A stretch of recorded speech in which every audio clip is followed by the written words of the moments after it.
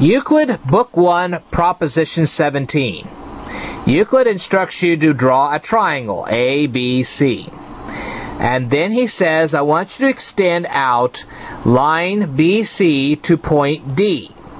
And then he says that if you added up any two angles, let's say you added up BAC and ABC together, and we're talking about number of degrees here, we're measuring angles, alright, it doesn't matter whether this angle here is like 90 degrees, 80 degrees, 50 degrees, doesn't matter. If you added up ABC and BAC together, it would be less than 180 degrees. And Euclid clearly states, because he doesn't use those kind of measurements, he's saying that if you add two interior angles together, it will be less than two right angles. So, of course, we know the two right angles is 180 degrees. Alright, here's how he proves this. He says that angle ACD is an exterior angle.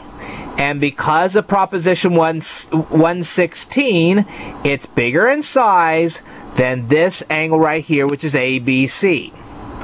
And then he goes on to say that the total of ACB and ACD is 180 degrees.